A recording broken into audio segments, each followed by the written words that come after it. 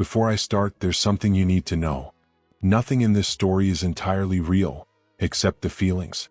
The names have been changed, not to protect anyone else but to protect me.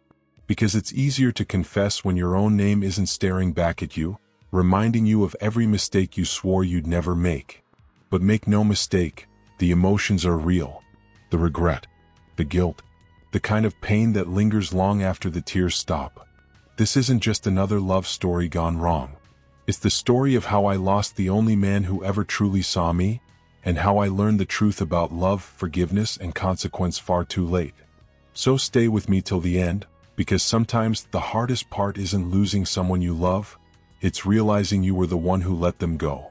And if you're new here, subscribe to Dark Infidelity Stories, where every confession peels back the layers of love, lies, and the moments that change people forever. My name is Emily. I'm 39 years old, and for almost 14 years I was married to a man named Daniel.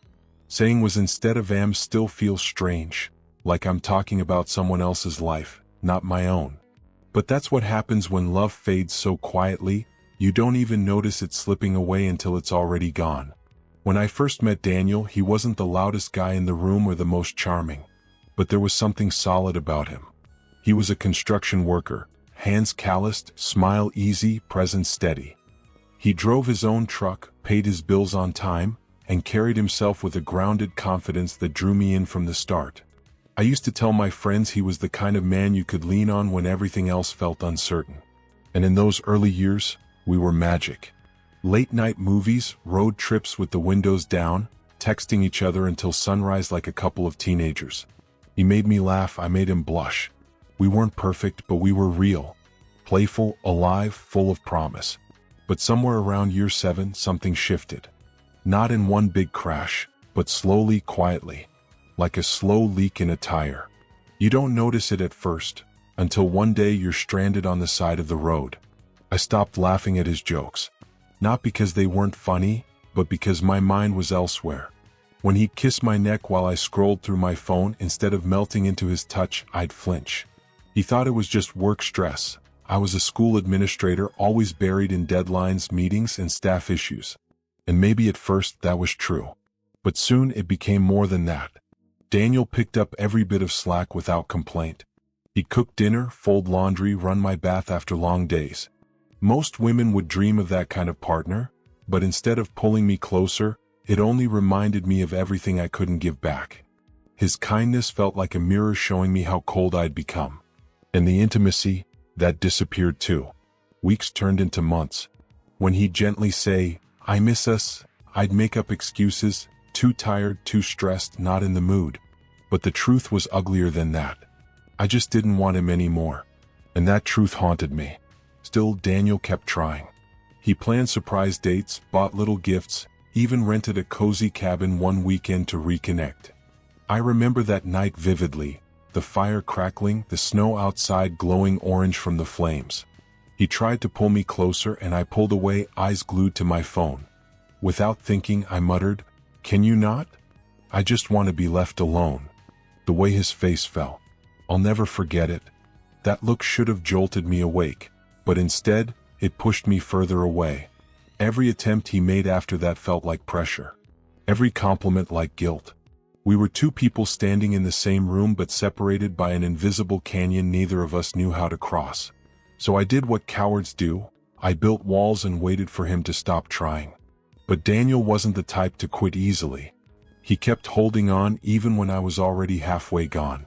Then came the Thursday night that broke us. He sat beside me on the couch while I was watching one of my crime dramas and quietly said, "Can we talk after this episode?" I sighed, muted the TV, and snapped, "What is it now?" He looked exhausted, like he'd been carrying a weight he couldn't put down. Then, almost in a whisper, he said, "I miss being close to you. I miss us." And I said the words that shattered everything. "I have no desire for intimacy. Not with you. I just don't feel that way anymore."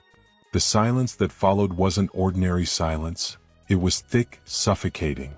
He didn't yell. He didn't cry. He just stared at me like he was finally seeing the truth he'd been trying to deny. Then he stood up, walked into the bedroom, packed a small bag, and left. I didn't ask where he was going. I didn't chase him. I just unmuted the TV and kept watching, pretending everything was fine. But something inside me broke, a quiet tearing sound I couldn't unhear. Because deep down, I knew I'd just ended my marriage in the coldest, most detached way possible. The sound of the door closing that night still echoes in my head. It wasn't slammed. It wasn't angry. It was calm, final, the kind of silence that hurts worse than shouting ever could. I sat there in the dim light, the TV flickering across the room, my heart heavy, my stomach twisted into knots. I'd wanted peace, space, but not this kind of emptiness. I thought he'd come back. I thought he always would. But minutes passed, maybe hours. I couldn't tell. Then I saw headlights sweep across the wall. I pulled the curtain aside and saw his truck in the driveway backing out. And then, another car pulled in. Rachel, my best friend since college. She jumped out wearing pajama pants and a hoodie, a bottle of wine in her hand. Her hair was tied up messily like she'd rushed out the door. But when she saw Daniel's truck leaving, she didn't come to the house. She walked straight toward him. My throat tightened. My heart stopped. A gut instinct told me she wasn't just checking on him. And in that moment, I realized my marriage wasn't the only thing I was about to lose. She knew. And the moment I saw her lean against his truck window, talking to him like she'd been waiting for this exact night, something in my chest twisted tight. I couldn't hear a single word they said, but I didn't need to. I could feel it, the tension, the understanding, the quiet comfort that passed between them. The way she tilted her head, the softness in her eyes, and the fact that Daniel didn't drive off immediately, it all spoke louder than words. She was saying the things I'd never had the courage to voice. Was it jealousy? No, it was something darker. Fear. Fear that my best friend was about to give him the warmth I had refused for so long. When she finally stepped away and Daniel's taillights disappeared down the street, I wanted to scream. But instead, I collapsed onto the floor, my head buried in my hands, tears soaking through my sleeves. What had I done? I had pushed the one person who loved me the hardest straight into someone else's arms, and the cruel part was she knew exactly how broken we were. That night, sleep never came. I tossed and turned, staring at the empty space beside me. The sheets still held the faint warmth of him, and the silence was unbearable. Every word I'd thrown at him over the past year replayed in my mind like a punishment, the sighs, the eye rolls, the cold shoulders. Between those memories, the good moments forced their way in, Daniel tracing lazy circles on my back when I couldn't sleep, singing off-key in the kitchen just to make me laugh.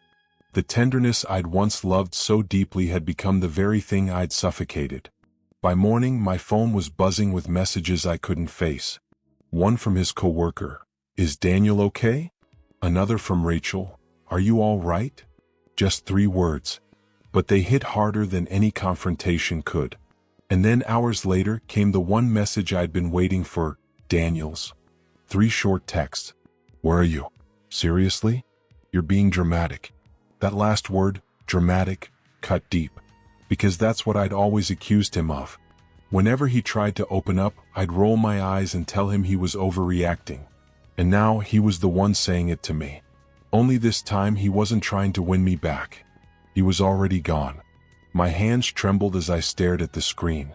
Panic rose inside me, thick and cold. What if he didn't come back this time? What if the man I'd always taken for granted had finally decided he was done? That evening, I drove past the house where I thought he might be staying. The driveway was empty. His truck wasn't there. For the first time in 14 years, I had no idea where my husband was, or who he might be with. I kept telling myself he'd cool off, that he'd come home once he'd calmed down. But deep in my gut, I already knew the truth. I'd pushed him too far. And Rachel, she knew everything. She knew the things I'd said about Daniel in late-night rants over wine, how I'd called him needy, too soft, too emotional. What if she'd told him? What if she'd finally said the words I only dared to whisper behind his back? If Daniel had heard even half of what I'd said, then our marriage wasn't just broken, it was gone. The days after he left blurred into one long, painful haze. The house felt frozen in time, like a museum of what we used to be. His coffee mug still sat by the sink, half-stained. His jacket still hung by the door. His pillow still carried the faint outline of his head. I told myself he'd walk back through the door any day now. That this was just another argument, another rough patch that would fade like all the others. But every time my phone lit up, my heart leapt, and every time, it sank when it wasn't him. Then, 3 days later, my worst fear showed up on my doorstep. Rachel. She didn't knock softly. She pounded like she had every right to storm in. And maybe she did. She'd been my closest friend for years. My confidant. The one I poured my frustrations to whenever I felt trapped inside my marriage. But when I opened that door and saw her face, I didn't need her to say a word. I already knew. She talked to Daniel. You told him, didn't you? I whispered, my voice trembling. Rachel crossed her arms, her expression unreadable. He deserved to know the truth, Emily. You've been tearing him down for years.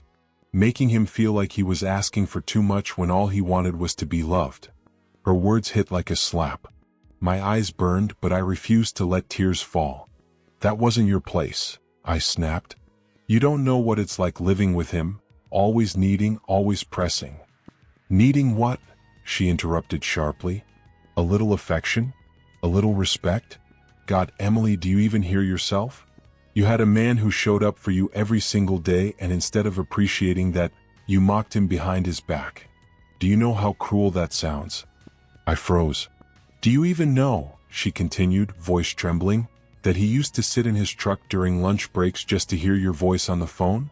That he'd wait, hoping you'd call first, but you never did. My throat closed. Memories crashed over me. Every time I'd vented to her, calling Daniel soft, saying he was too emotional, that he smothered me. I thought I was just letting off steam. I thought she was being a friend. But now those words had turned into knives, and she was holding every single one. Did you tell him everything? I asked, my voice barely above a whisper. Rachel hesitated. Then she sighed. I told him enough. Enough for him to finally see that he wasn't imagining it. That you stopped loving him a long time ago. My knees buckled. I sank onto the couch, burying my face in my hands. You've ruined everything, I muttered. No, she said quietly, her voice steady. You did that yourself. The silence that followed was heavy, suffocating. My chest burned with shame and fury. Fury at her betrayal and shame because deep down I knew she was right. And then, as if she hadn't already gutted me enough, she asked the question that froze me where I sat. Emily, is there someone else? My head shot up. What? No, of course not. But the look on her face said she didn't believe me. And maybe, deep down, she had a reason not to. Because there wasn't another man, not officially. But there was Ethan. The man from the gym who always noticed me. Who smiled a little too long. Who asked about my day when no one else did. And suddenly, I realized just how far I'd fallen from the woman I used to be. He'd linger near me during workouts, casually fixing my form, throwing in a teasing comment here and there, and complimenting the way I'd changed my hair. It all felt harmless, didn't it? I told myself it was. I never crossed a line, but I hovered so close that guilt began clinging to me like a shadow I couldn't shake. Still, the way Rachel's eyes narrowed told me she saw through the lies I couldn't even admit to myself. He mentioned Derek, she said quietly, almost to herself. But I know the signs, Emily. You've been distant far too long for this to just be stress. Her words cut deep. My stomach twisted into knots. If Daniel ever heard even a hint of this from her, if he suspected for a second what she was suggesting, then I wouldn't just be the wife who'd grown cold. I'd be the wife who had betrayed him. Rachel, please, I whispered, my voice cracking under the weight of panic. Don't say anything. I can fix this. I just need time. She shook her head slowly, pity softening her face. Emily, he's already moved on from trying. I don't think there's anything left for you to fix. Her words echoed long after she walked away, bouncing around in the emptiness of our house.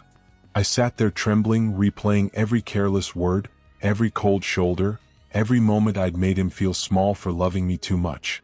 And then came the memories, vivid, cruel reminders of what I'd destroyed. Singing in the car with the windows down. Laughing so hard we cried. The quiet way he'd squeeze my hand during scary movies. They came flooding back like ghosts, haunting me with everything I'd thrown away. That's when it finally hit me. Daniel wasn't coming back. Not because of Rachel. Not because of Ethan. But because I had spent years killing our marriage, one rejection at a time. All that was left now was the hollow sound of my own regret. The next morning, I woke up to an emptiness I couldn't describe. The bed felt like a graveyard for everything we once were. His side was untouched, cold, like he'd been gone for years instead of days. I grabbed my phone, praying for a message. Something. Anything. A sign he was willing to talk. But what I found instead made my chest tighten. Our joint cards canceled, savings split clean in half, his number blocked. It was like he'd erased me overnight. Still I called. Desperate. Hoping. Every attempt went straight to voicemail. I drove to his friend's place. No truck in the driveway. I even went to Rachel's, pounding on her door like a madwoman. No one answered. Everywhere I turned, he was gone. Later that afternoon, I found out where he'd been staying, an Airbnb on the edge of town. I don't even remember how I got the address. Maybe Rachel slipped. Maybe desperation sharpened my instincts. But when I pulled up and saw his truck parked outside, my heart nearly stopped. I stood at the door, hand trembling inches from the wood. For the first time in years, I wasn't the one turning him away. I was the one begging to be let in. "Daniel," I whispered, knocking softly at first, then harder. "It's me. Please, can we just talk?" Silence. I pressed my forehead against the door, tears running down my cheeks. "I didn't mean for it to get this bad," I cried. "I didn't mean to push you away. Please just open the door." Nothing. Through the thin curtain, I saw a shadow shift. He was there. He knew I was outside, unraveling, and still, he wouldn't open the door. For a fleeting second, anger flared inside me. How could he ignore me like this? But the truth hit harder. He wasn't being cruel, he was protecting himself. Protecting what was left of him from the woman who'd already hollowed him out once. That silence said everything words couldn't. I drove home that night numb, headlights blurring through tears. The house felt like an icebox. His cologne still faint in the air, his tools untouched in the garage, his laugh echoing from the walls. But he wasn't coming back. Not this time. And then, a week later, the letter came. Divorce papers. Clean. Sure. Final. I sat at the kitchen table, hands shaking as I stared at the pages. Part of me wanted to tear them apart, run to him, beg for one more chance. But another part of me, the part that finally saw the truth, knew this was the bet I had made. I had called him needy, rolled my eyes at his affection, flinched from his touch, laughed at his loyalty, and in the quiet corners of my mind, I daydreamed about men like Ethan, men who offered attention without accountability. And in the end, Daniel gave me exactly what I'd pretended to want: space, distance, freedom. But standing alone in that empty kitchen, surrounded by silence that used to feel peaceful, I realized freedom doesn't feel like freedom when the one person who loved you stops loving you back. Daniel had chosen himself this time, and he was right too, because I had taken something pure and steady and treated it like a burden.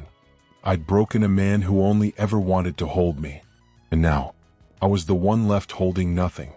If you've stayed with me this far, I want to leave you with something, a question that lingers long after the story ends. Because stories like this aren't just fiction, they're mirrors. Relationships don't fall apart overnight. They erode slowly, in silence, in neglect, in moments where love is taken for granted. Daniel's decision to walk away wasn't sudden. It was years of quiet heartbreak, unnoticed effort, and walls built one rejection at a time. So tell me, if you were in Daniel's shoes, would you have stayed longer, tried harder, or walked away sooner? And if you were Emily, what would you have done differently before it was too late? Your answer might help someone who's living this very story right now. Think about it. Share it. Because sometimes, it only takes one honest conversation, one act of love, to save something you'll never get back once it's gone. If this story spoke to you, don't forget to subscribe to Dark Infidelity Stories, where every heartbreak hides a lesson, every betrayal tells a truth, and every ending leaves a mark. Tap like, share, and comment your thoughts below, because your voice might be the one that helps someone choose love before it's lost forever.